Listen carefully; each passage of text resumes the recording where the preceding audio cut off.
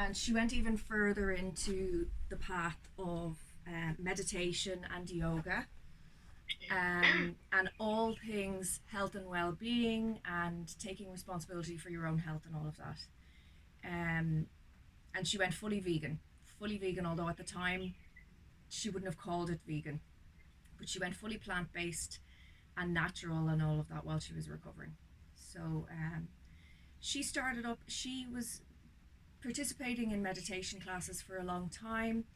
And then the lady who was running those classes kind of asked her if she would take it on.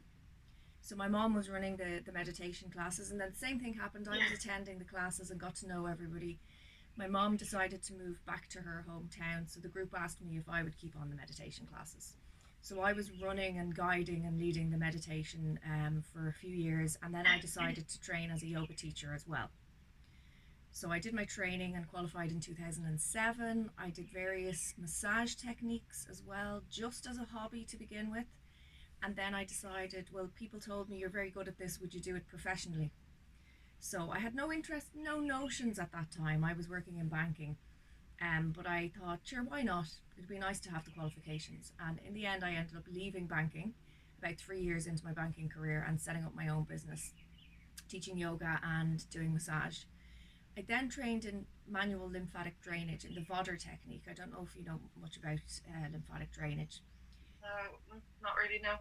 So my mom developed lymphedema after her cancer treatment, which basically means issues in the lymphatic system, swelling in the body due to a part of the lymphatic system being damaged.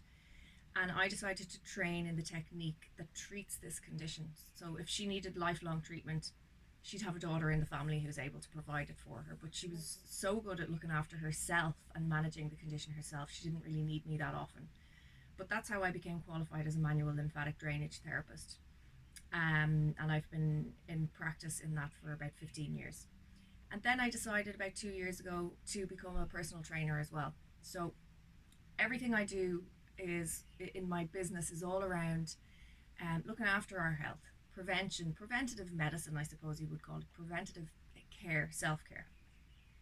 So that's kind of my background. I teach classes online, by the way, so I can send you on some details on some of that if you Yeah, fancy later on. yeah, that'd be good. Um, and yeah, the start of the pandemic was obviously not that positive at all. But one positive that came out of it was that my yoga students were finally um, brave enough to try classes online with me, because I traveled quite a lot before. I would come to Brazil every year for a month. And I always said, guys, look, I'm traveling, not necessarily just on holidays. If you want, we can keep the classes going online. But they were like, no, no, we'll just wait until you're back in February. And then during the pandemic, we began online and everybody was more comfortable with it. And we've continued ever since. Mm. So that's what's allowed me to move over to Brazil on a more permanent basis. So that's where I am at the moment.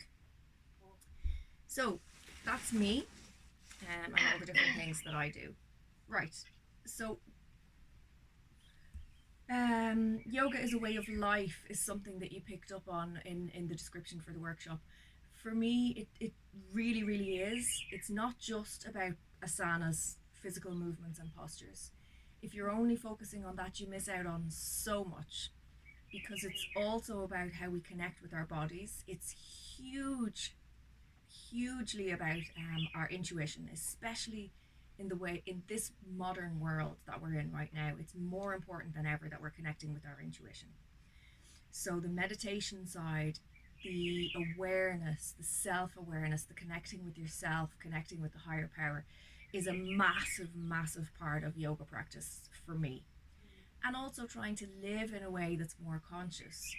So I try to get involved in environmental projects, for example. That's something that I'm quite passionate about, whether it's just picking up litter or bringing my metal straw everywhere I go and trying to encourage other people to do the same thing and bring my own cups to avoid using plastic cups, whatever it might be.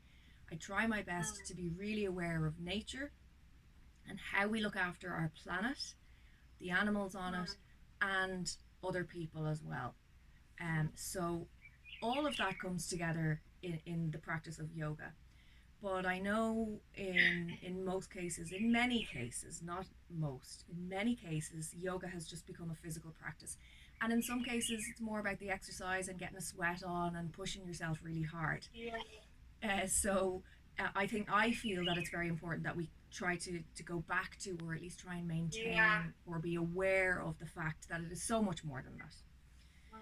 So I try to bring all of that into my yoga classes, and with my yoga students, I share all of those things as well. Okay, how I'd like to start today to get you relaxed and in the zone before we start talking about a few other little topics is a little bit of a checking in that I like to do at the beginning of every class as well. So just be sure that you're sitting comfortably. The most important thing is that your back is straight, and of course everybody has a natural curve in their spine. So when I say straight, I'm talking more about a neutral spine, sitting up nice and tall, so we're not slouching over. Just be sure you're comfy, and take a moment, close your eyes if you like, breathe gently, be aware of your breathing. So notice if you're only breathing into the top of your chest, or if you're belly breathing. Are you breathing right down into your belly, right down to the diaphragm? Many of us as adults don't do that. We just breathe into the upper part of the chest. And then we're not using our full lung capacity. So be aware of that before you then begin to breathe a little bit deeper. And I like to start by exhaling. Exhaling out through the mouth, almost pulling your belly button back a little bit to push the air out of your lungs, emptying them as much as possible before taking a big deep breath in. And when we breathe in, we want to really expand the belly using our diaphragm muscle. So the diaphragm muscle, when it's at rest, it kind of goes up in a dome shape up into the chest cavity. When we breathe really deeply, we expand it. It pushes down and out, which is what pushes our belly out. And that's what pulls air into the lungs because it's created more space in the chest cavity. So the deeper we breathe, we really want to be using the diaphragm. And there are many benefits to that. Of course, we're moving the body more. So we're exercising the lungs and the ribs, if you like. We're also getting more oxygen into our body, which we need for lots of different functions in our body. We need that oxygen. We're also emptying the lungs that bit more efficiently, releasing the toxins, the waste products that we breathe out. So that's important too. But it also has a very important function for our lymphatic system, because that movement of our diaphragm muscle acts like a pump for our lymphatic system. And the lymphatic system is like the waste management system in our body, helps to detox or cleanse the body. It's happening all the time. Sometimes it needs a little bit of extra help. And it also has a very vital role in our immune system. So just by doing our yoga breathing alone, we're looking after ourselves and caring for ourselves in all of those different aspects. So nice deep breathing is very important. It will also help to calm our nervous system and get us into the zone.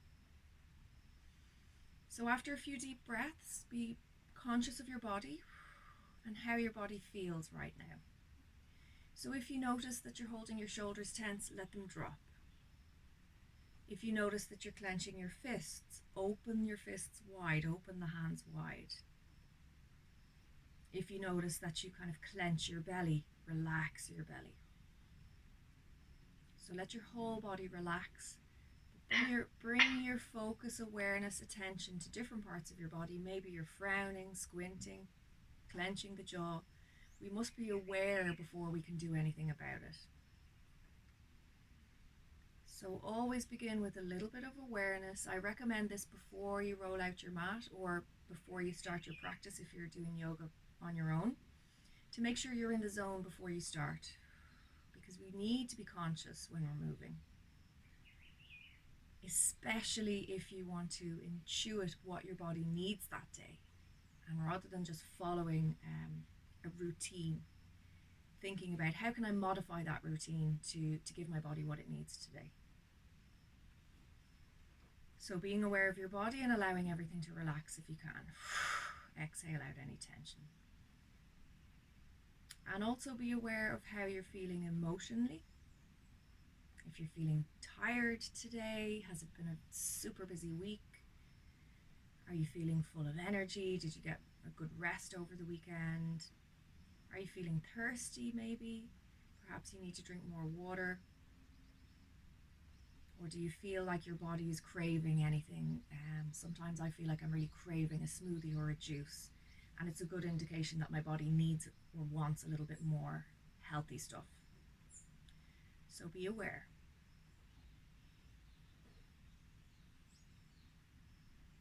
Okay, so that's a good practice for just checking in to make sure we're really conscious and fully present in the body. Super simple, but very important that we do it. Maybe just every day do a little bit of that to take a moment to be present in our body and to understand how we're feeling, especially if you have a very busy lifestyle and you don't have time to really listen to what's happening in your body. Also, if you're rolling out your mat, really important to do that, even for 1 minute, 2 minutes, 3 minutes, to make sure you're in the zone so that you move in a very conscious way and are aware of what's happening in your body as well. Okay, so I'm going to move on next. One of the daily rituals that I like to do for setting myself up for the day, let's say, and setting intentions and expressing gratitude, I use candles and incense. So very simple practice that I like to do, and I am sometimes in the habit of doing this every single morning, or when we have morning class, I'll do this with the class at the beginning of class, which is once a week. And sometimes I fall out of the habit, but today I'm going to get back into it. So I simply light a candle, and if you're using candles at home, be careful that they are not toxic. There's a lot of candle brands out there, particularly Yankee candles, I think, that are very, very popular. They're quite toxic. So it's important that you use natural candles wherever possible. I think candles made with soy and beeswax and so on are more natural, and the fragrance is natural as well. Somebody also told me in a candle factory, the wick is very important as well, because when the wick is burning, it gives off smoke, right? So if you have that smoke in your environment or you're breathing it in, it's important that what's burning is also not going to be toxic. So won't go too much into that, but just to be aware that the quality of your candles makes a difference. I also like to use incense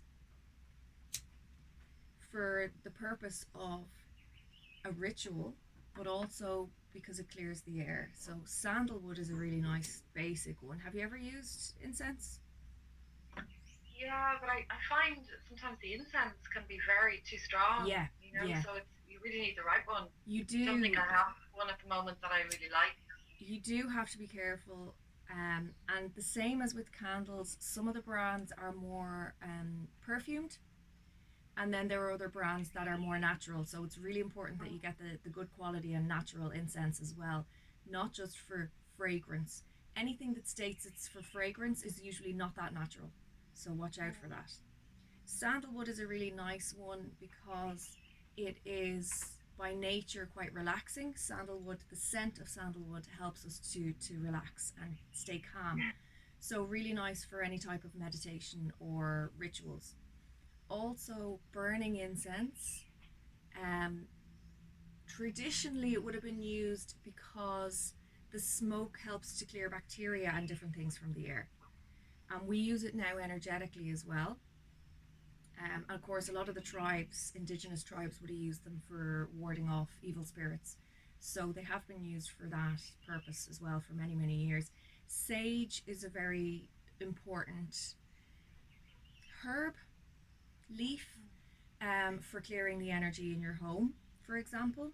And I like to clear the energy every so often, or if I feel like things are strange, the energy around me is strange, I'll always clear my house. If somebody has been visiting me and they've been quite down and negative, I'll always clear the energy afterwards as well, just as a general practice.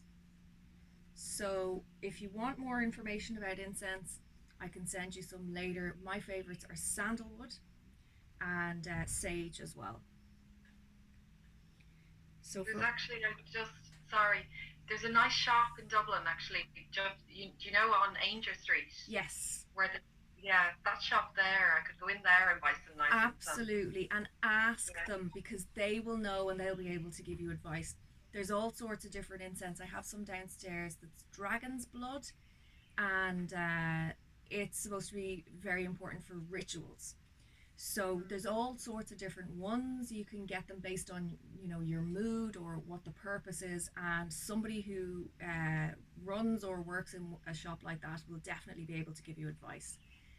Then as you use them more, you'll start using your intuition more, and you'll just go, that one, I've no idea what it does or why, but I'm drawn to that one, and that's probably the one that you need.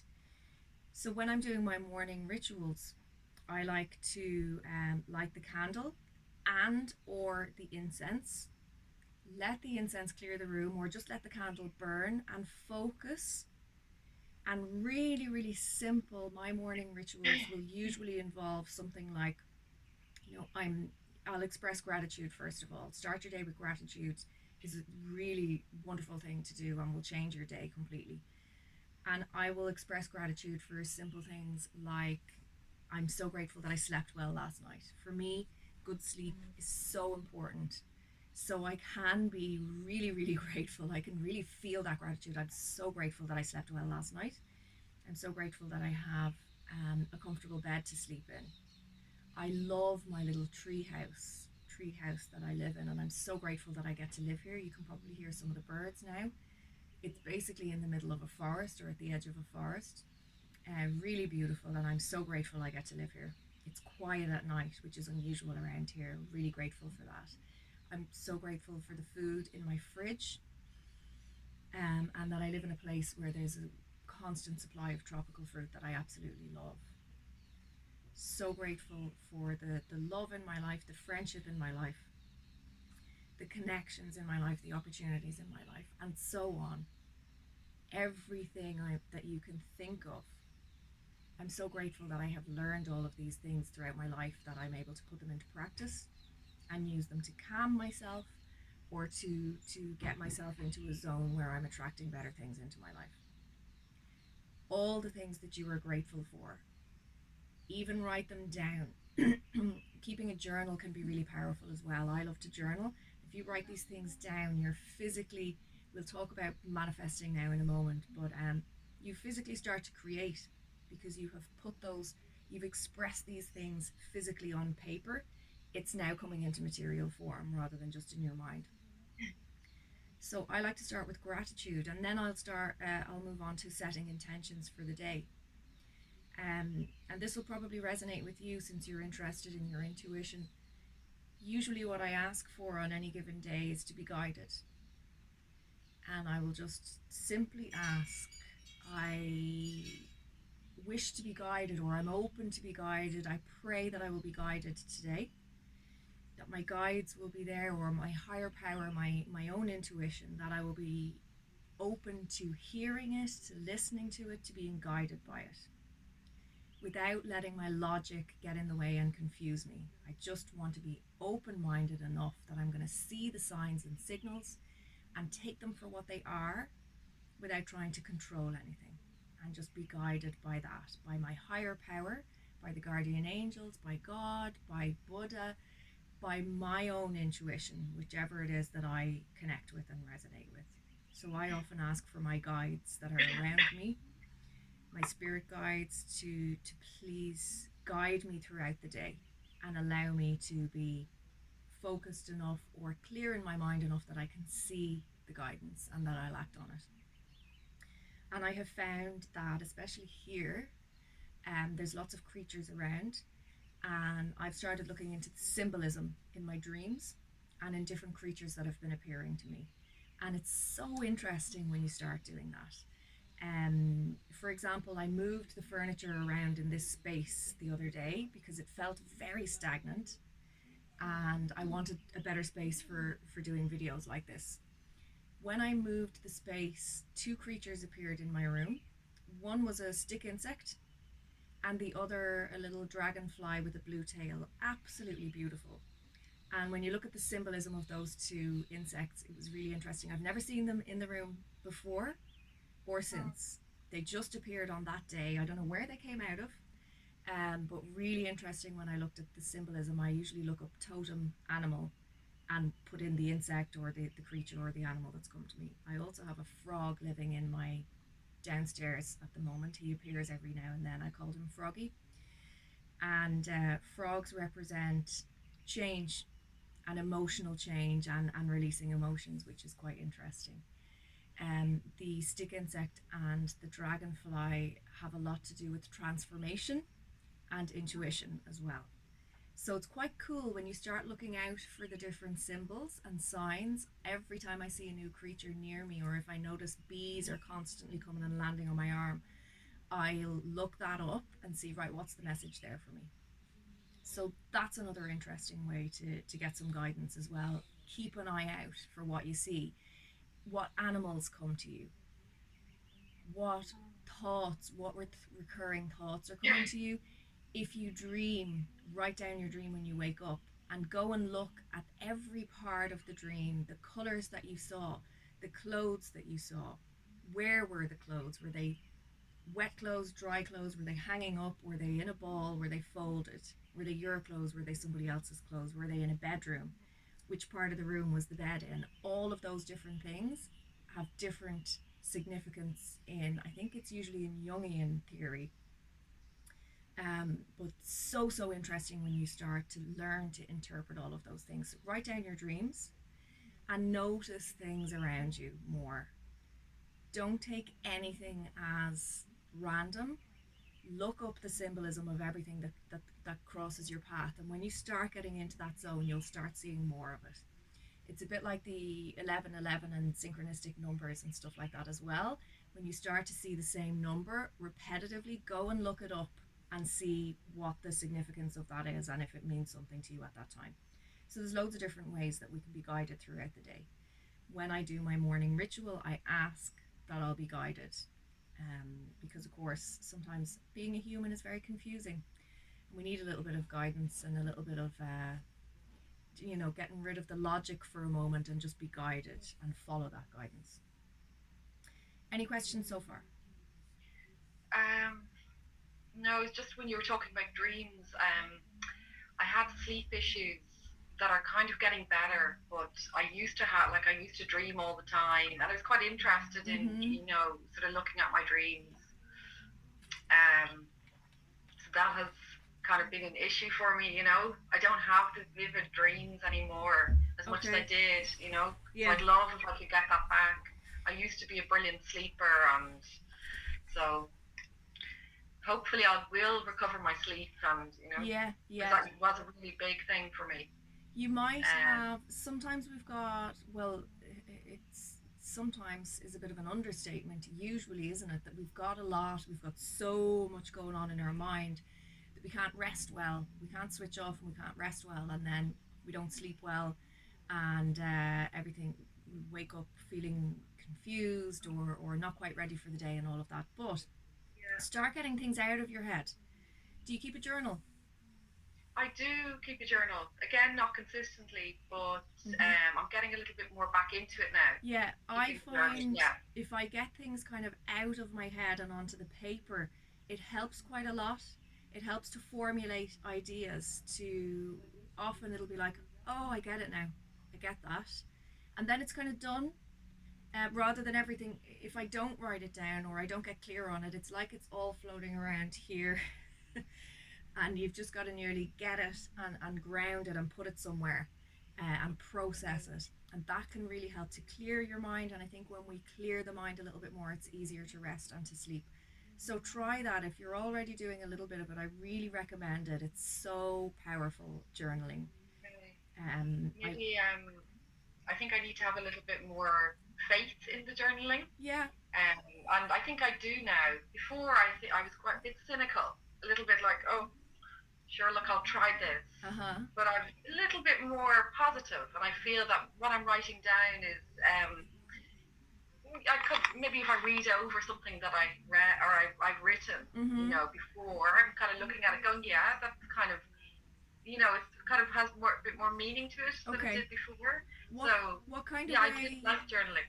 What do you do when you're journaling? Do you write down ideas? Do you use it as almost like your therapist? I'm explaining how I'm feeling right now, or what's your approach? A bit like therapy, yeah. Yeah. I'm kind of writing down how I'm feeling, Okay. um, and maybe something about the change in how I'm feeling, maybe Yeah. comparing it with how I felt before. Perfect. Yeah, and a little bit sort of therapy, like I Hmm. suppose. I find it But it is, fantastic. Fantastic for that. And I recommend it to a friend recently as well who was very confused about a choice she had to make. It was like, write stuff down, journal, write it all down, because when you start the process. It's like the cogs start turning that little bit more, and it really does help you to sort through ideas and putting them down. You nearly have to slow down your thought process to physically write it down, and then it becomes a bit more clear. It's like almost like our processing system is like, oh, okay, now it's in an order that I can kind of deal with a little bit easier. But she found it really, really helpful as well. But just let yourself go wherever you feel you want to go with it. I'll often mm, just jot down bullet points of ideas, or I'll write down the creatures that come to me. I'm like, right, what did I see today? Okay, I'm going to go and look them up on Google now, or a dream interpretation, and see what they mean. And I use it that way as well. So put everything down there. Random things, writing a letter to somebody but never sending it can also be quite interesting and therapeutic as well. And then keep it beside your bed, so the next time you do dream, if you remember anything when you wake up, do it immediately, write it down immediately, even if it doesn't make sense, and you can come back to it another day. mm, um, because I find as soon as I get up and start moving around, then I'll be like, oh damn, it was so clear earlier, that dream I had, and now it's gone already. So write it down straight away. I usually keep my journal in my bed with me all the time, actually. And mm. sometimes if I'm not sleeping very well, I'll be like, oh, I'm going to write that down now, turn the light on, and get it out of my head and onto the paper. So journaling's really, really cool. Keep going with it. It's definitely a good practice. Okay, I'm going to talk a little bit about affirmations. Do you use affirmations? Not recently, no. No? Okay. Some of the most basic ones that I use, and now I dip in and out of these, and will often drop a few of them into meditation at the end of our yoga classes. Sometimes it'll just, something comes to me and I think somebody needs this, I'm going to drop that one in there. But my favorite ones are quite abstract and simple. Every day, in every way, I'm getting better and better, is a really powerful one for me, because it could be that I'm feeling stressed, I'm processing difficult things, maybe I've been distracted and I've not been working enough, maybe I'm working too much and I'm not being productive. Um, this kind of covers everything without being very specific, without focusing on something in particular that's going wrong per se, because they do say, of course, you give what you focus on, you give the energy to. So if you're like, okay, my back problems are getting better today, you're focusing on the back problem, and that's not what we want to be doing. But every day, in every way, I'm getting better and better kind of covers everything, and can help just to switch your mindset a little bit into the getting better, the healing part. Okay, maybe things aren't perfect today. I'm not perfect. I'm still learning. And maybe instead of thinking I'm still having issues with this thing, I'm still have this pattern, this behavioral pattern, this decision pattern in my life. No, forget about focusing on that and criticizing. Every day in every way, I'm getting better and better. And it's just a shift into a more positive mindset of, well, I'm improving actually, and everything is improving, even if it's only a little bit. So that's one of my favorite ones. Every day in every way, I'm getting better and better. If I find myself thinking negatively or stressing about something or worrying, I'll repeat that a few times in my mind just to shift into a different kind of mindset. I am enough is another really powerful one for me.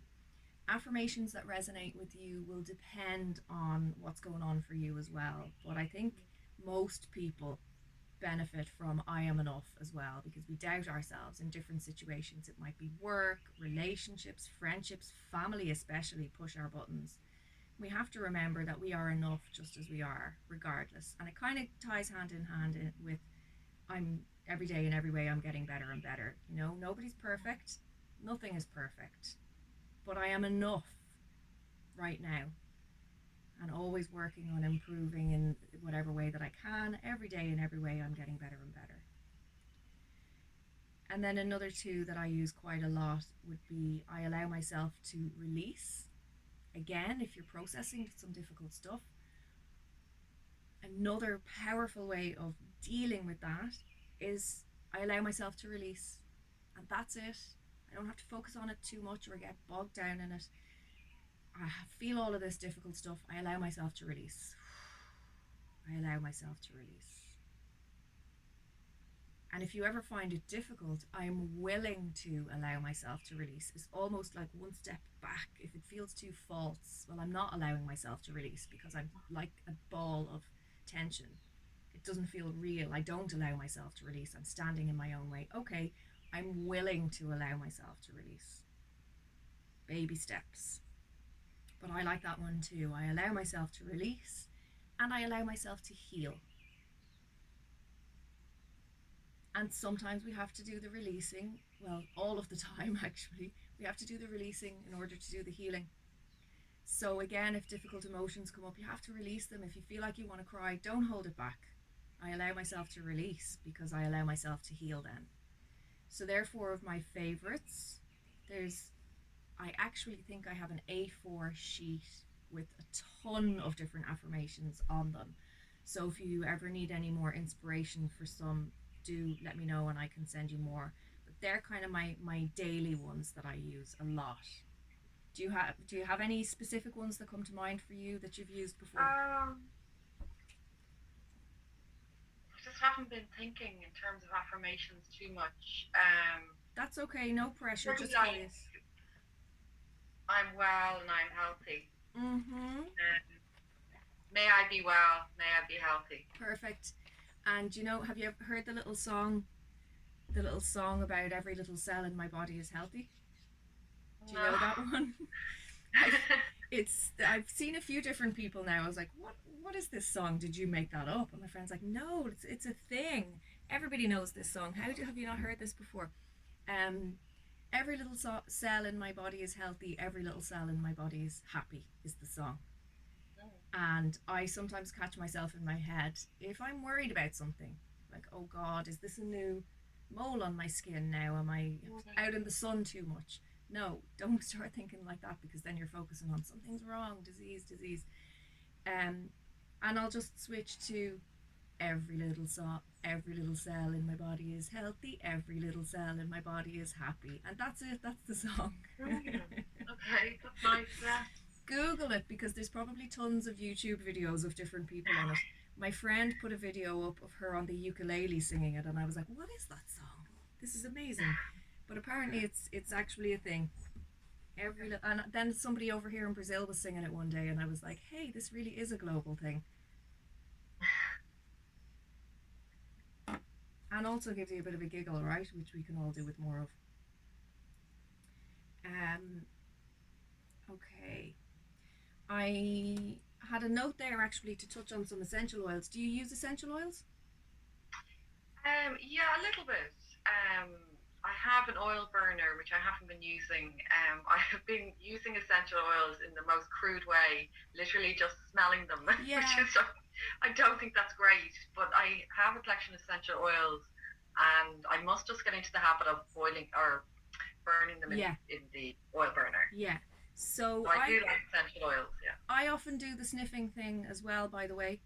I'll sometimes just throw a bottle. There's one that I obviously used to bring to the beach a lot when I was doing my surf and yoga weekends because it's covered in sand and everything crunches when I open it. I can't remember which one it is now. But yeah, sometimes I'll just bring the bottle with me and I'll have a sniff. I also actually bought this, which is a pendant made with amethyst, purple amethyst.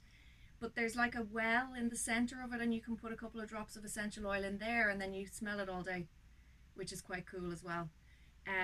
But you could put a couple of drops on a hanky, for example, and particularly to help you sleep, lavender is a really nice one. I don't use any extreme oils, any of the super powerful oils. I only use the quite gentle, very standard is not the right word, safe ones for Yeah. the reason that I am not a qualified aromatherapist. I have done short courses in aromatherapy, the introduction to aromatherapy before, and I use them in my daily life. But I stick to the ones that I know are super safe unless I'm going to go and get advice from someone else. But lavender and rosemary, actually, some people absolutely love the scent of rosemary. Those two help to calm you down. So if you're having trouble sleeping, you could try either a drop on either side of your pillow, one drop, Mm. or a face cloth or something like that. Put a couple of drops on it, have it nearby so that it's close to your face and you smell it, and it will help. It activates a part of the brain that relaxes a part of the nervous system that can help you to fall asleep. A blend with I think it was lavender oil and orange, Yeah, I actually. have orange. I like orange as I like well. orange too. I think it was like 2 drops of lavender and 1 drop of orange, because orange can be, it's uplifting, so it can be very stimulating if you use a lot of it. So Yeah. you wouldn't want a lot of that if you're trying to fall asleep. But I think 2 parts lavender and 1 part orange can be very relaxing to help you So sleep. is that in the oil burner? Well, if it's for sleeping, you could just put it on, just put 2 drops or 3 drops on a face cloth, for example, to keep it close to you, so that the aroma is near your face. But Yeah. yes, in your, you could use it as part of your daily ritual.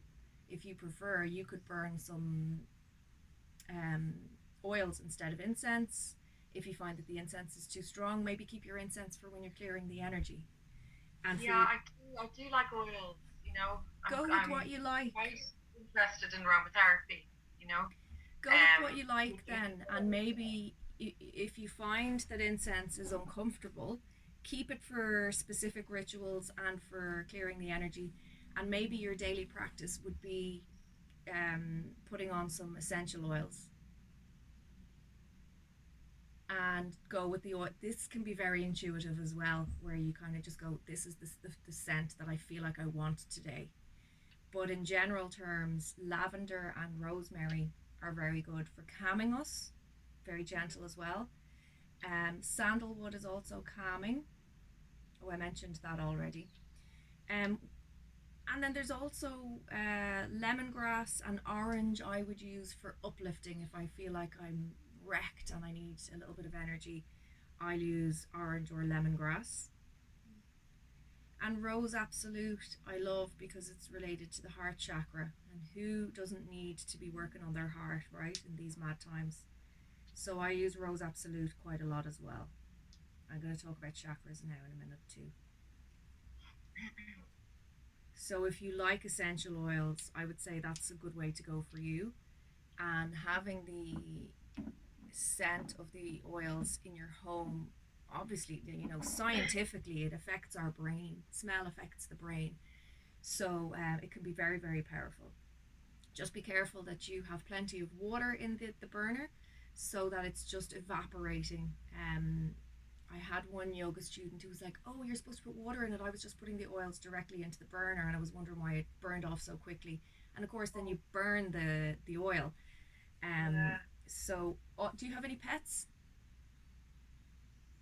No. Okay, that's fine. I was going to say we have to be careful, extra careful if we have pets in the house, because they're so much more sensitive to smell. To yeah, to smell. So we have to be super careful with any kind of incense or oils or candles, even if there's pets in the house. All right.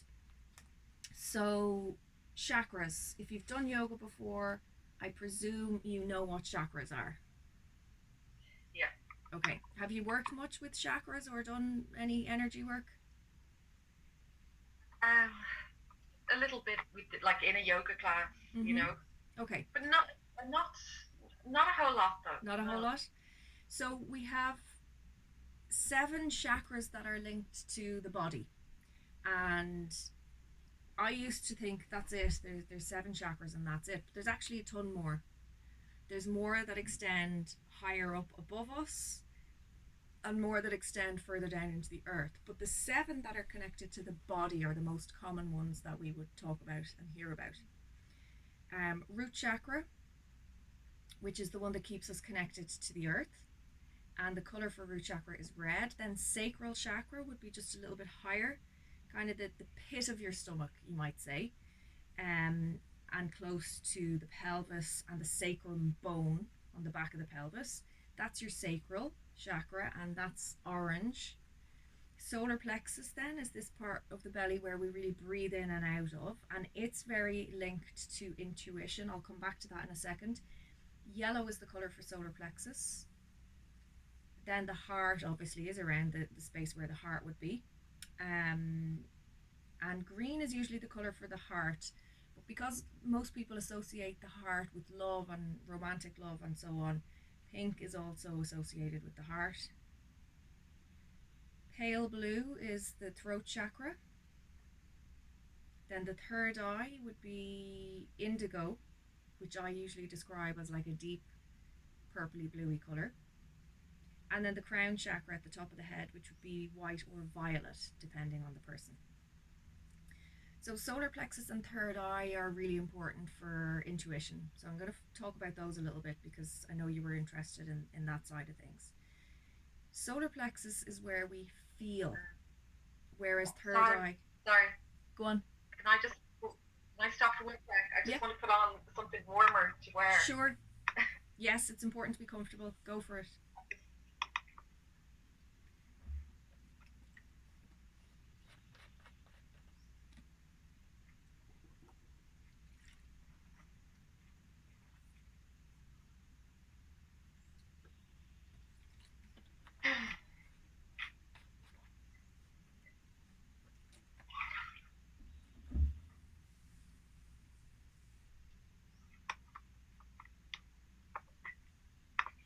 Better? Okay. So, solar plexus is where we kind of feel our gut feeling, where we feel a lot of tension. If we enter a room and we're like, oh man, you could cut the tension with a knife, it's usually right here in the solar plexus that you'll feel that. You get tight. A lot of us maybe hold the solar plexus in. So it's super, super important for how we feel our surroundings. And you will feel it in the pit of your stomach. If something feels right, you might feel butterflies in your stomach. Or if it feels wrong, you might feel almost like a heavy weight hits your stomach, or you get that knot in your stomach. So never ignore those feelings that are going on in your stomach. It's your solar plexus, your intuition, your gut feeling. And it's really important that we tune into that and allow ourselves to tune into it and listen to it. Even if it's just like, right, I'm not quite sure what this is, but I recognize, okay, something's happening here. Something doesn't feel right to me, even if I don't understand what it is right now. And with time, we get a bit more in tune with that and a bit more used to it. But always be aware of what's happening in your solar plexus and your tummy. Practice. If you know, okay, I'm going into work, for example, into an office, and you know when you go in there, you get stressed. Start to link that, right? Walk through the door. When is it? Is it when I walk through the door? Is it when I get into the lift? Is it when I arrive at my desk that I feel that gut feeling? What is it that I feel? And you kind of train yourself then. And that might be a bad example if you're not working in that environment or you're working from home or whatever. But just as an example, get used to what you feel in different situations, because your gut will tell you a lot, and never ignore your gut, ever. The most expensive lesson I ever learned in my life, and then I kept repeating the lesson over and over and over, and I'm still learning that lesson. Never ignore your gut. It will never steer you wrong. Yeah. Third eye then is more where we see things. We visualize. I always say the third eye is what we use to see when the physical eyes are closed. So maybe we visualize things, we have visions, we have dreams, we intuit something as opposed to feeling it physically in the gut like the solar plexus. I love working with third eye. I think maybe it has just been over the last few years, it's really been opening up for me, and I've been doing a lot of work on it, but I have a big affinity with the third eye and love working with it. And often if I'm in a stressful situation or just something I'm not quite sure if it feels right, I feel a massive pressure here. and I'm still learning. Does it mean run in the other direction immediately? Or is it like just be alert, pay attention here? I'm still learning that, but often in certain situations, I will feel a massive pressure right on the third eye, and I'm like, okay, I'm listening. Attention, please. Just be alert, be attent. Something doesn't feel right, or what is this? So third eye is really, really important for our intuition as well. When we are born, actually before we're born, when we're still in the womb, is when the chakras start to come into focus. Some people would say, or they start to develop, whatever way you want to look at it.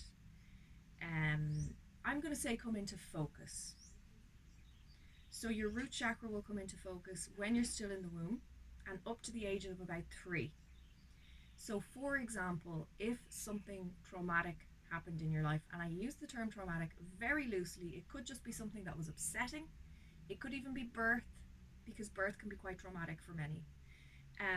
If something happens during that period of time, it can impact your root chakra, maybe block it, or maybe there's stuff, emotional stuff held or trauma held in the root chakra energetically, and maybe we need to work on that later in our lives to process that or to release it or clear it. So the different stages throughout our life, the different chakras come into focus, and therefore if we had something going on in our lives at that time, or we had a physical accident or an injury or some sort of trauma, it can impact that chakra. And if we don't have the energy flowing freely through our chakras, then maybe it doesn't flow up through the rest of the chakras. So often when we start working on our chakras or trying to clear the chakras, clear the energy, it'll often be, not always, but often in the lower chakras, we need to clear a lot of stuff out of there, and then we'll feel things kind of shifting up to different chakras.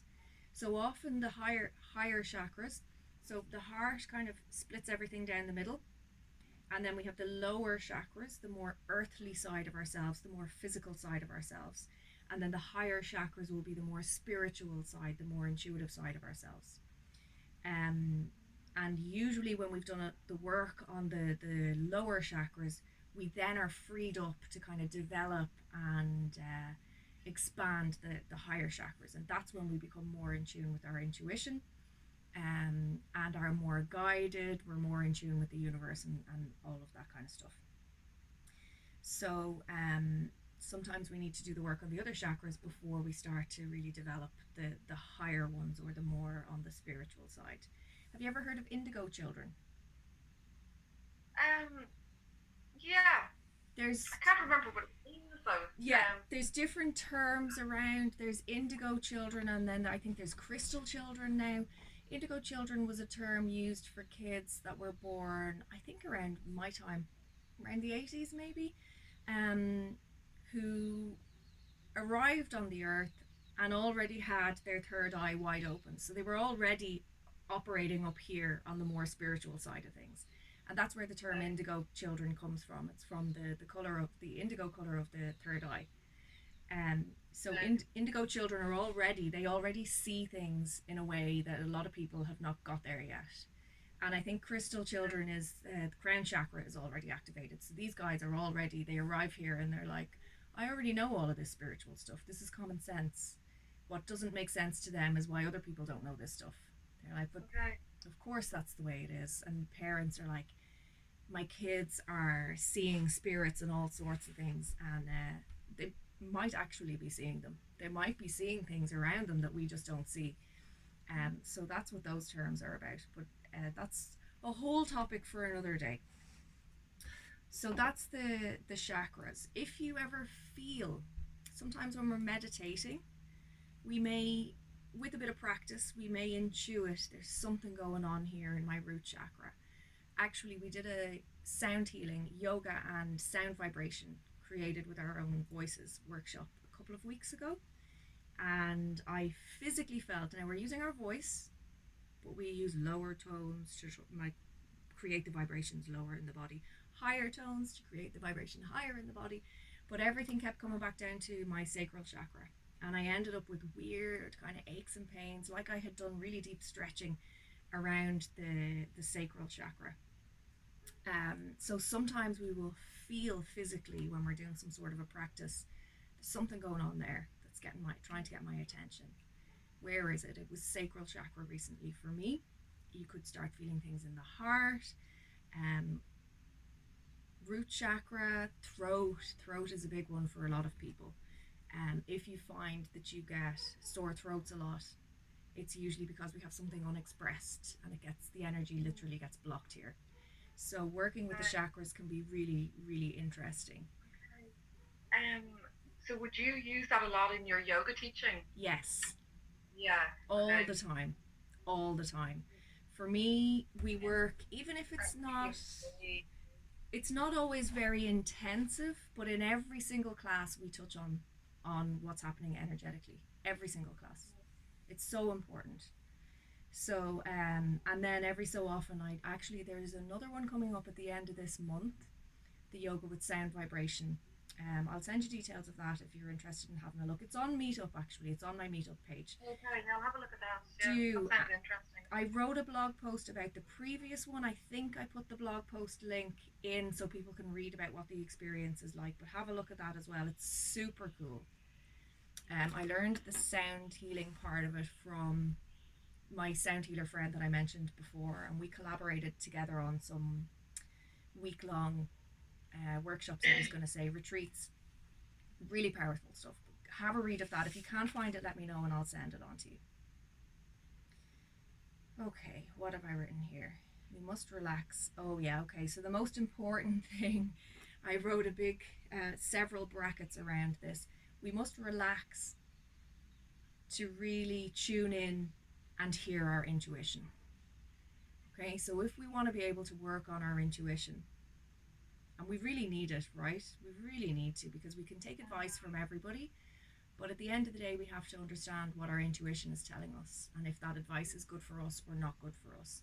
We need, really, everybody needs to be working on their intuition, but we must be in a relaxed state in order to tune into that. If you're overloaded with noise, with stress, with environmental stress, with pressure, very, very difficult to be in that kind of space where you're like, no, I understand what my gut feeling is telling me, or my intuition, or my guides, or my higher power, or whatever it is. If we're frazzled, it can be, I would say, impossible to tune into that. So that's why it's really important to have some sort of a practice, if not daily, at least a couple of times a week, where we stop and we relax and we get ourselves into the zone, and that's when we're able to think, okay, now it's clear, now I can feel it, now I can sense it. But we must be able to relax in order to tune into our intuition and to hear it. Okay, so I've jotted down here as well to just touch on vision boards and visualizations. So have you ever used a vision board? And do you do much meditation where you would use a guided meditation or visualization and so on? Um, I haven't used a vision board. Um, Visualization, a little bit. Yeah. Much. I'm very interested in it though. Okay. You know, it's very kind of. I know it's very linked. Like whole ideas about law of attraction. The I law think. of attraction. Yeah. Being able to visualize. Mm-hmm. But no, but I'm interested in that. Okay. So I'm going to talk a little bit about that, and feel free to stop me if you have questions or thoughts. Do stop me, because sometimes if you wait, the thought will disappear again. So interrupt at will. All right. So vision boards, I've used vision boards in the past. I simply don't really, because I travel so much, I don't really have access to magazines and things that you would have around the house if you've been living in the house for years, that kind of thing. And I didn't buy magazines for many, many years. So I used to use vision boards, and then I thought, well, I just don't have the bits and pieces around me. But it's quite a simple way of focusing your mind and actually visualizing and seeing what it is that you want. There's a saying that you can't become what you can't see, right? Mm. which is more about our role models and that kind of thing. But if you don't really focus on what you want, if you don't know what it looks like, are you Mm. going to recognize it when it comes along? That's how I like to look at it. Mm. Are you going to recognize it, or is it going to just pass right by you and you've no idea? So when we actually take some time to focus and think about what does it look like if I have what I need, what I want, the type of life that I want, the type of lifestyle that I want, what does that actually physically look like? And that's what a vision board is about. You take all sorts of different resources, cut out pictures, maybe cutting out phrases, sentences, and stick them all onto your vision board. And it can be as simple as I need to see it so that I will recognize it if it comes along, or so that I'm putting the energy into that. So, just as an example, I created a vision board. It was on the side of my fridge. And then I just forgot about it. I was like, leave it there, let it do its magic. It's physically there now. I've started to manifest because I have physically created something. Okay, it's in a different Mm. form, of course. It's on paper, it's in 2D. It's in 2D on this paper, but I have physically started to create something. Mm. And I had put the Eiffel Tower on there and a picture of a dragon, a Chinese dragon. It was on a jacket actually, but I was like, I really like that. I was obsessed with Chinese um, fashion actually. Chinese fashion's not really the right word, but I always had these kind of Chinese style dresses when I was younger. But anyway, I Yeah. digress. So I had the Eiffel Tower on there. I thought, I really want to go back to Paris someday. I went there years ago with a boyfriend at the time, and we had a terrible time together. Terrible. And everyone was like, oh my God, you're going to come back engaged. It's the most romantic city in the world. It was like, calm down, please. We nearly broke up when we came back. It was such an awful weekend together. So I often thought I'd love to go back to actually experience the lovely side of Paris. And I just put a picture of the Eiffel Tower on my vision board. And I spotted this jacket with the dragon on it. I thought, that's cool and really beautiful. I like that. I'm sticking that on there. And later, I think the vision board got covered over with other notices and bills and whatever else. But later, when I went back to have a look at it, I was like, oh God, I forgot about that. I put the Eiffel Tower on there, and I actually, a friend of mine from Australia, she contacted a few people and said, it's my 40th and I want to go to Paris and meet in Paris. Who's in? So we ended up going Oh, to Paris and having a fab weekend. Four girls together, I think it was, three or four girls together. And we had a really lovely time. And I was okay. like, okay, so that was on the vision board and it happened. And the Okay. dragon, I thought, well, oh, I'd forgotten about that dragon as well. I've ended up with the dragon tattooed on one side of my body, almost identical to the dragon that was in the picture. So Mm. in those different ways, I kind of I began by just putting it there, begin the process of bringing it to life because it's now in 2D on the board, and then I just forgot about it, and these various things happened. I think I had a picture of people, a group of girls frolicking on the beach as well, and travel, lots of things about travel. I started then working with a surf school on the west coast of Ireland in Bundoran, and we started running yoga and surfing weekends. They were already doing Mm. surfing weekends. They asked me to come on board and do yoga weekends. I went on one of those actually. Did I you? went on one. Yeah, I did. Ah, when was that? Ages ago, Um, probably, was it? well, you weren't there Ah, at the okay. time. No, it was. Oh, what year was that now? About 7 years ago. Okay, cool. Yeah. Yeah. The couple that they met in Australia. I'm not They sure. It might be a different group. Was yeah it maybe Rogie Hostel? I was thinking of in Bundoran Surf Co. and Rogie Hostel, and what's the other hostel yeah, called? it was a hostel I stayed Uh in, huh. and I did yoga, Nice. and I did paddleboarding. Oh, So I love yeah. paddleboarding as well. Love that. Yeah, that's cool.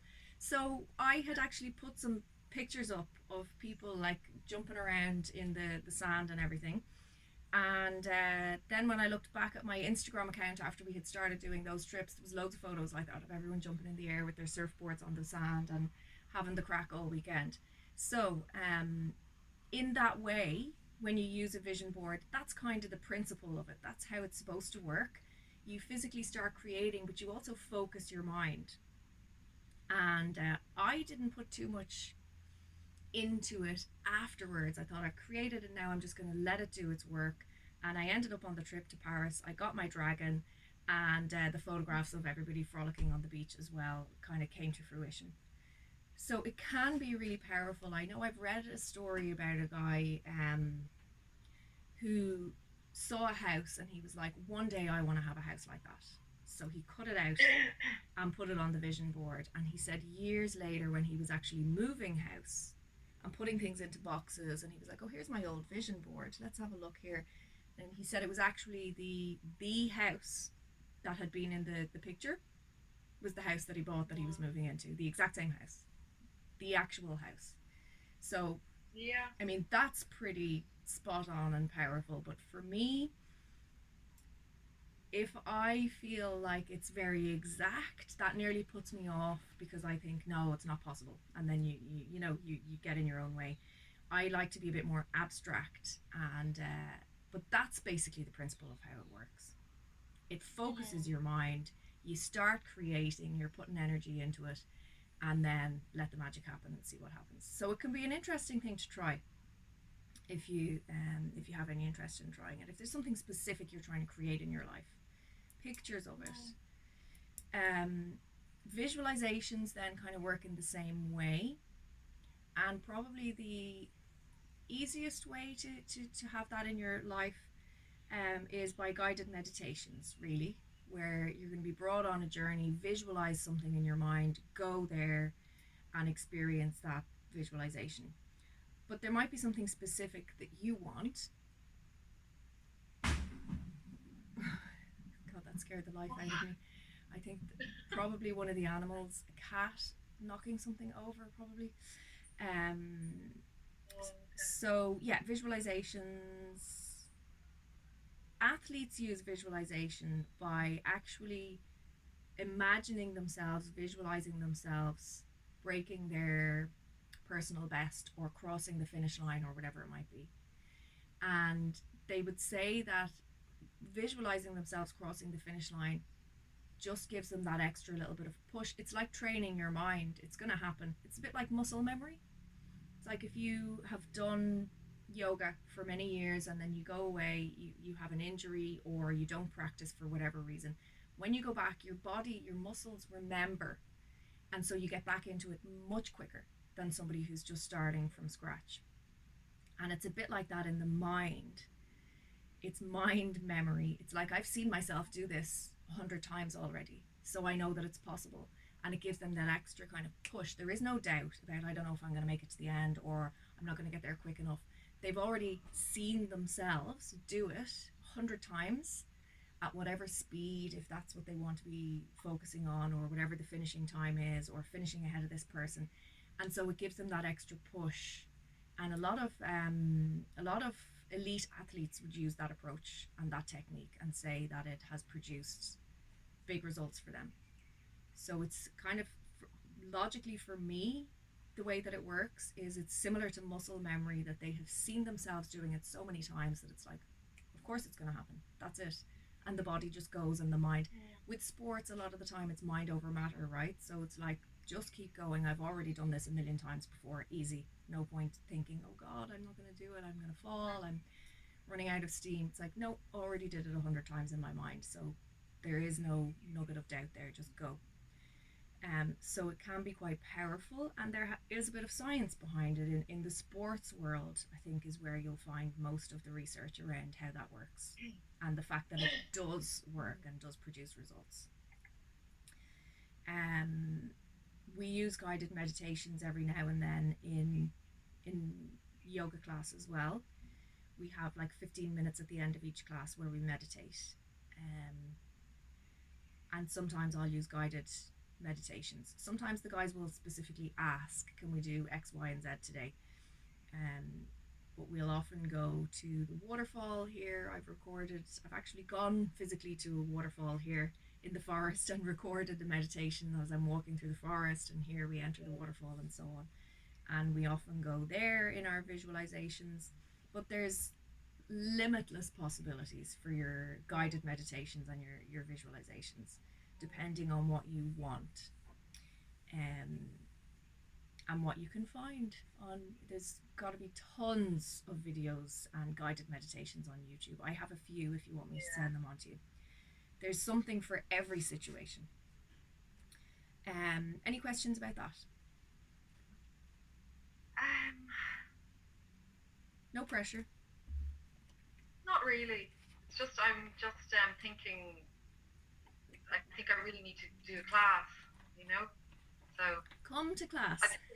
yeah, I think it would be a good idea to come to your class. I think you should Uh, come even yeah. just to try it and see. It sounds like the ideal class for you because of the way that we focus on intuition and meditation and that Yeah. side of stuff as well. So I Yeah. definitely think you should try Definitely one. needs a bit of support. You Yeah, know, I think just trying to just kind of, I need some discipline. yeah, You know, I yeah, really do. And it's after that, yes, I can try lots of different ways like that you've been describing, but I really do. And I actually just like the support of the group. yeah, I like to be in the group. yeah. So It is that's nice. It is nice. And yeah, I often share different resources, and I'm trying to write more. Well, not trying to. I find myself writing more blog posts now at the moment. I didn't for a long time, and now I'm doing more different things, and I'm writing about it to describe it. So you'll get different bits and pieces throughout the month as well that I think will help you. So I think you should come to one class and try it and see what you feel. Um, I think it'll open up a lot of other possibilities, other doors, other ideas for you for sure. yeah. I need to just get it focused, and I think discipline. I've become quite undisciplined. I was having trouble sleeping, and I think it kind of spiraled from Yeah, there. yeah, You know, and I'm just a bit scattered. I need yeah. to kind of just set myself on more of an order. I need to organize myself Mhm. better. Well, I You think know, that the first without step. feeling stressed. You're what? What did you say? I need to organize myself better without feeling stressed, Yeah. which is Well, this is completely it against exactly. what I'm trying to achieve. Yeah. Well, getting stressed about it is counterproductive, isn't it? Because then you're going to be less relaxed and sleep less Yeah. well. Um. Yeah. Yeah. No, I totally get you. But one step at a time is definitely a good approach. And I think start with your daily ritual, and then come to a class and see if it's helpful. And you're more than welcome to join us on a longer term basis. But I think you should try one and start your daily ritual with your oils to help you relax.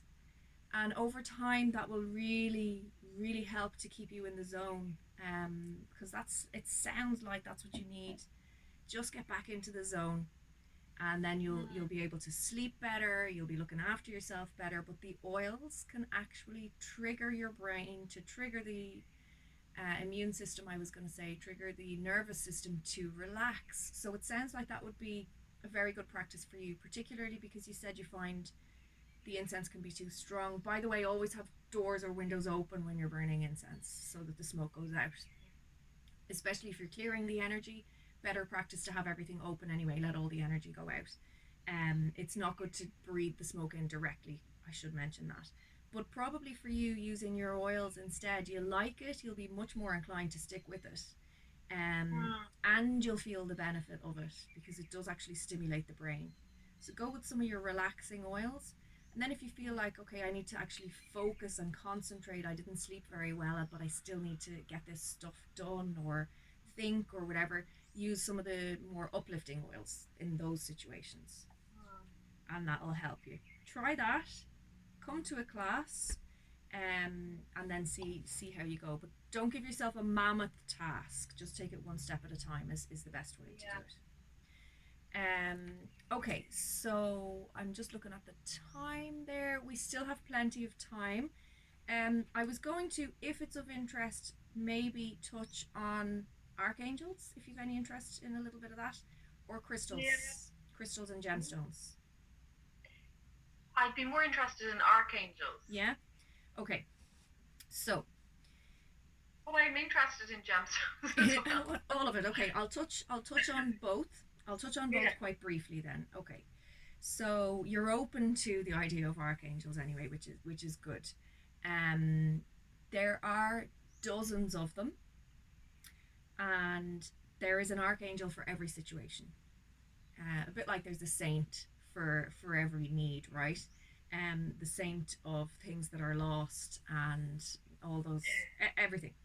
So my favorite archangel of the moment would be Archangel Michael. And I will sometimes bring Archangel Michael into my rituals, or simply if I'm leaving the house and I feel like, okay, maybe I'm going into an environment that I find a little bit unsettling or stressful, or maybe just hyper. Maybe it's just super high energy, and I find that sucks the energy out of me sometimes. For whatever reason, if I'm going on a long journey, and very simply, I will just repeat in my mind, Archangel Michael, surround me in your blue flame of light. Archangel Michael is known for protection and a blue flame of light. Ooh, some creature up above has just pooed on me, probably a gecko.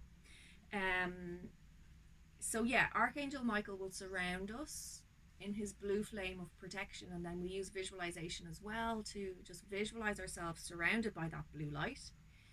And that blue light is like an extension of our aura, or like another layer around our aura to protect us from whatever it might be, but usually in terms of energy, protect us from other people projecting energy onto us. We can just imagine that will just bounce off the blue layer around us, or going into an environment where the energy is heavy or negative, for want of a better word, and it can protect us from absorbing that, particularly if we're quite sensitive. So we can talk to the archangels in that way, or call them in to look after us.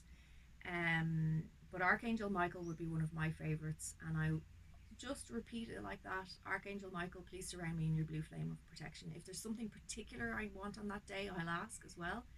Maybe,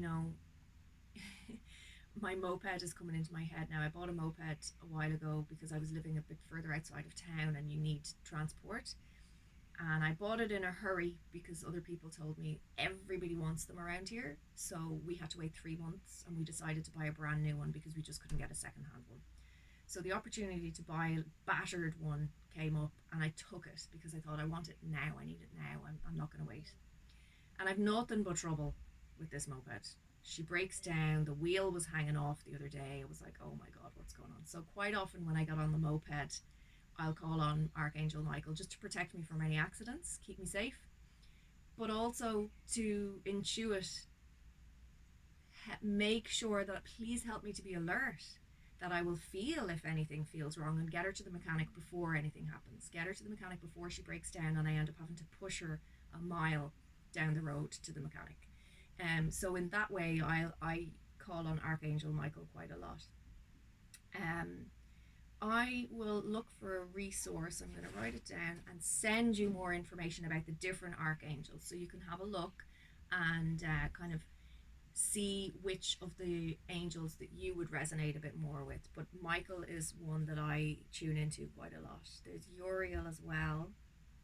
Is that something you find very powerful?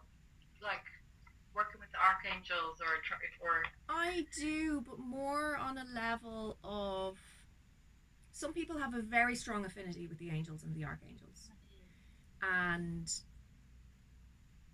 when they call on the archangels or angels, they'll find feathers floating down in front of them and different signs and different things like that. So yeah. everybody works differently with them. For me, I feel more of an affinity with, send me your energy for whatever I need at the moment. Guide me, protect me, um, keep me safe, help me to be productive, help me in my career, or whichever angel is um, Mm. associated with those different things that I need at different times. But for me personally, it would be more of, I think it's more of tuning into the spirit world for me, and it's more like an affirmation and a calling in of particular energy. But there are many people who have a very, very strong affinity with the Yeah. archangels and the angels, and they might start to really see different synchronistic things happening, like the feathers or whatever, different signs and symbols coming from them. So it's different for everybody. Is it something that resonates with you? Um, Not hugely. Just You're I just like the curious. idea of. It sounds nice. It sounds a little bit like prayer, Mm-hmm. and it's comforting, Yeah. you know. But yeah, a little bit. Yeah. Yeah. Okay. Just curious. Yeah. So I'm just gonna write a note here. I'm gonna look up a resource. I used to have lovely cards at home, lots of different decks of cards. Of course, I didn't bring them all traveling with me.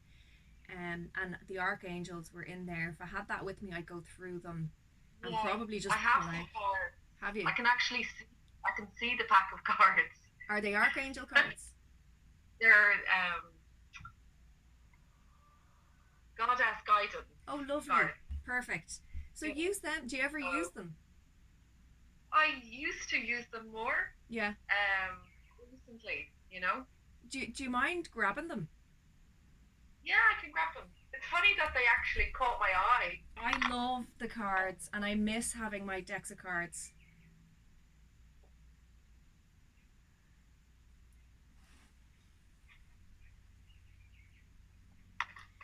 If you are happy to indulge me, I would love you to pull a card out for me. Yeah, I often call. Doreen Virtue. Ah, very good. Yeah, I often call my mom and I'd be like, "Mom, are you free this evening? Will we do a card reading?" And I'll get her to do a card reading for me with her cards at home. I love them. I really miss them, I have to say.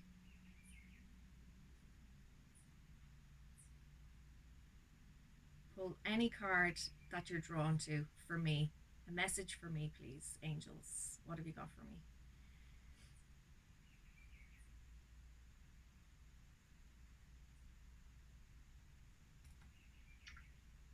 Um, Ik Chow. Okay. Can you see? Yeah. Ik Chow, medicine woman. Ooh, interesting. Um, Medicine woman. you're a channel for divine healing power. Interesting. Excellent. I like You that want one. to see it again?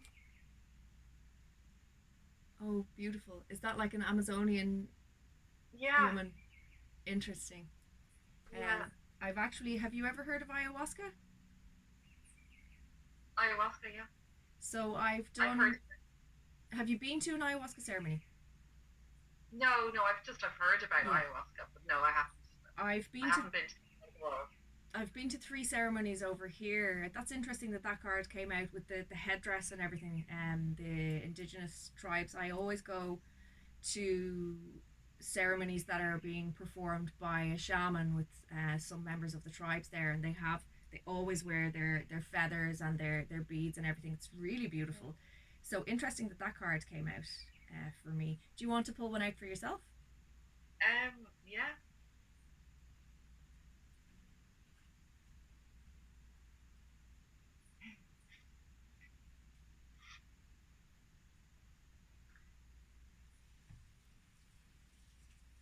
Kuan Yin, compassion. Release judgments about yourself and others, and focus on the love and light that is within everyone. Interesting. Given that you were saying that you were criticizing yourself a little bit that you're not very organized at the moment. So Yeah. go easy on yourself is the message from the divine goddesses.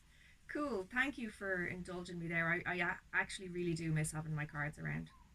So I'm going to find more info on the archangels and send it to you so you can have a little read and see which ones that resonate with you.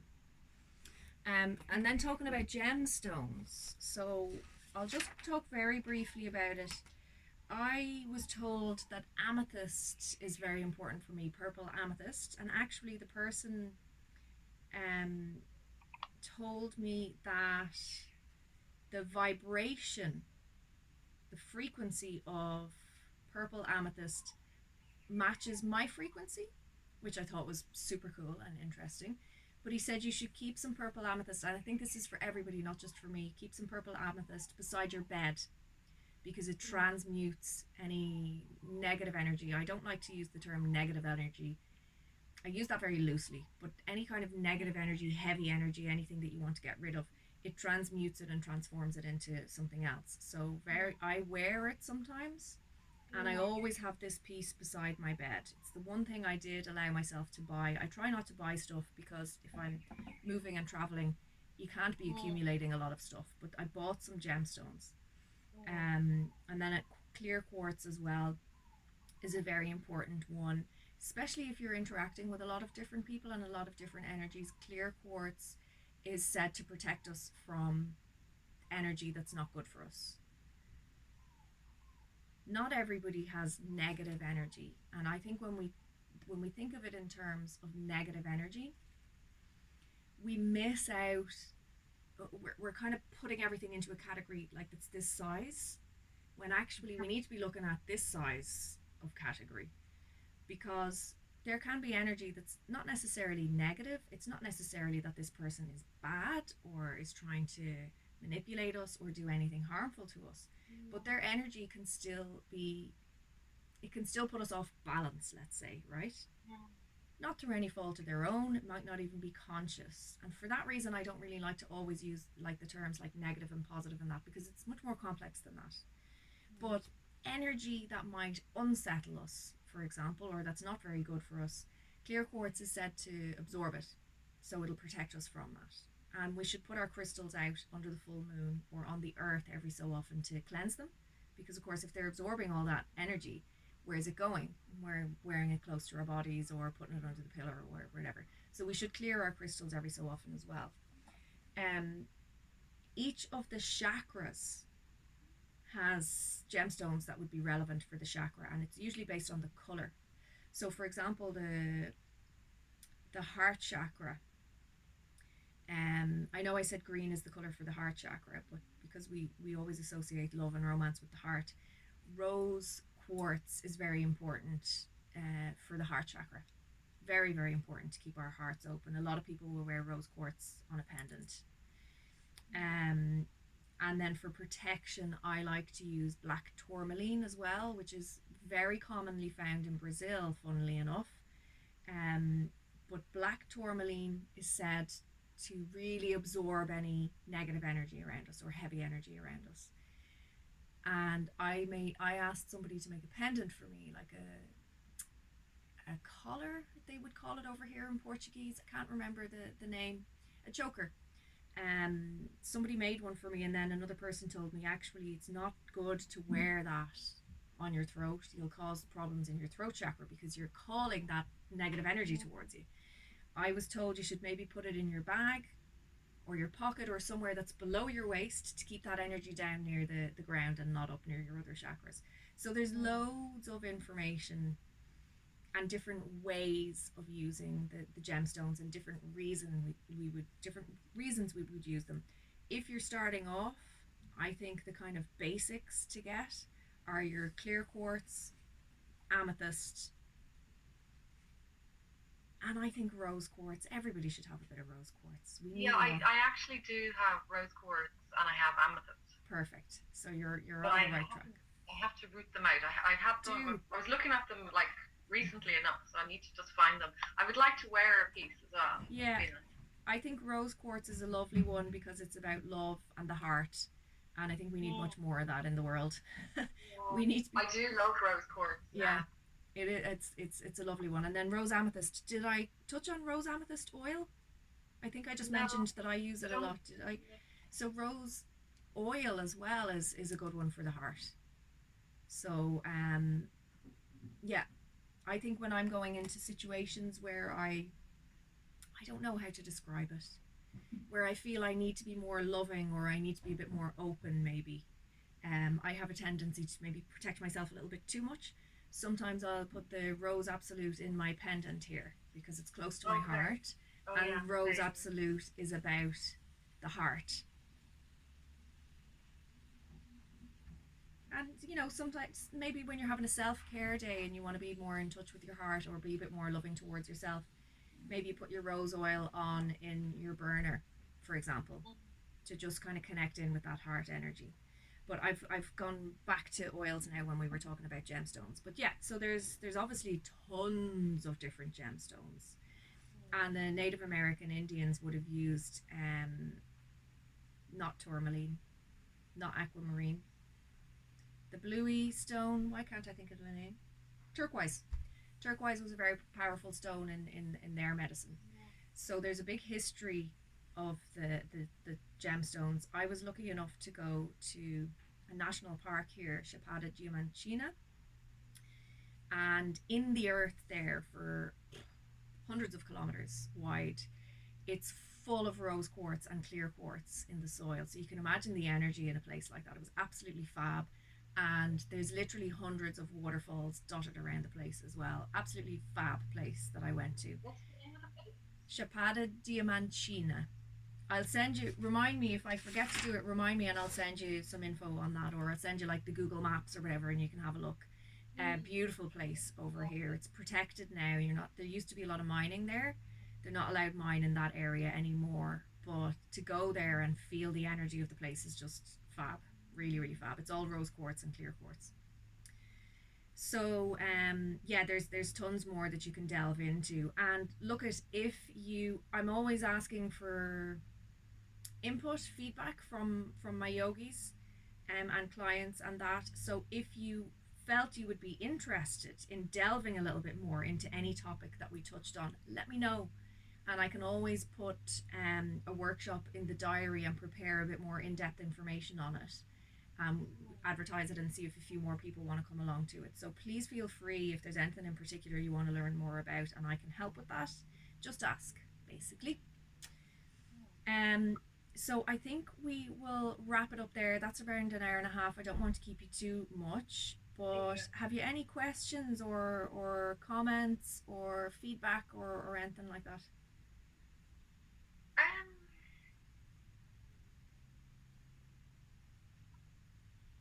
No, I really enjoyed it. Good. So yeah, it was it was nice to kind of that it was really interesting, you know, Good. just to kind of listen and you know, it made it like it kind of made things a bit clearer for me. Good. For where I go from here, you know. Okay, that's so good. Excellent. Yeah. I'm glad to hear that. So we kind of touched on briefly on a few different things. There's so much to it, right? It's like a whole other universe. No pun intended. But yeah, we learn bits and pieces of this or develop our knowledge or kind of expand our knowledge a little bit on all of this kind of stuff in our meditation usually, or the odd time somebody will ask for a bit more information on something and we chat a little bit about it in class. So we touch on a lot of this stuff from time to time as well, but particularly the kind of checking in meditation or mindfulness that we did at the beginning. We do that in every single class. That's a really vital part of class for me, is that we check in, we get into the zone, and we're very conscious of what's happening in the body and our energy field as well. So that's a very integral part. The other stuff we touch on every now and then.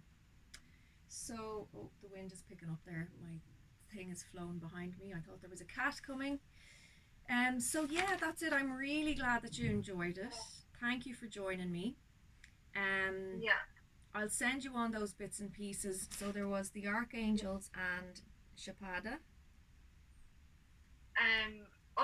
Also, just to say, to give a donation, Yes. can I do that by PayPal? You can, PayPal or Revolut, either, or bank transfer, but whatever way you have PayPal. That would be perfect. And I thank you very much. Thank you, universe, gratitude for that. Yeah, I really appreciate it. So I'll send you my, actually, did I email you? Don't I just need your email address for PayPal, don't I? Yeah. So yeah, my Gmail, I think, is now linked to it, which is my name, Aideen.schwepp @gmail.com. Oh, okay. I think my full name is in there on the meetup, right? Yeah, it is. Yeah. Grant. So adine.schwepp@gmail.com is my Yeah. PayPal. And then we have class. If you'd like to join us for class, we have class every Tuesday evening, right on cue now, the dogs, signaling the end of our peace and silence. We've class on Tuesday evening at 7:30 and Thursday evening at 8 for you guys. We may be changing the time of the Tuesday one by half an hour. I was talking to the guys about that, but it hasn't been decided yet. So at the moment it's 7:30 on Tuesdays, 8 on Thursdays. Sorry. Okay. Every now and then, if a morning class suits you at the moment, because we have 4 hours of a time difference, we're sometimes doing a class at 11 a.m. on Tuesday because the guys don't feel comfortable. They don't feel comfortable with me teaching a class at 6 in the morning. They're like, no, getting up at 5 is too early, Aideen. We don't want you to do that. So they've been coming to the evening class when they can. But sometimes we've been doing class at 11 on a Tuesday if the evening doesn't suit them. And when the clocks change again, The evening does suit. So. yeah, perfect. Okay. Yeah. So, and I'll pop that into. Do you want me to send you this stuff by email? Do you want to give me your email address? Yeah, that'd be good. Yeah. So it's Linda Farrelly, FARRELLY, number 7 @gmail.com. Grand. I'll pop everything in an email.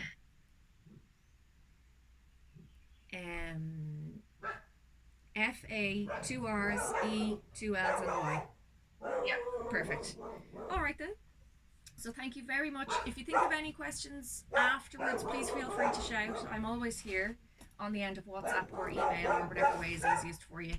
And I'll send you on the other stuff so you can have a look. Oh, there was another thing as well, wasn't there? The blog post about the sounding. You can have a read of that too. Cool. So where is your blog post? It's on my website. Okay. The website is beautifullifeyoga.ie. Okay. I think there might be a link to it in the sound healing event, which is set in Meetup for the end of the month. So you can have a look there. But I'll send on a link anyway as well, and you can have a read. So thanks very much for joining me. Enjoy the rest of your Sunday. Hope you get a good rest, and I'm sure you've loads to process there, so keep your journal nearby. Okay, thank you. You're very welcome. See you later. Bye. Happy Sunday.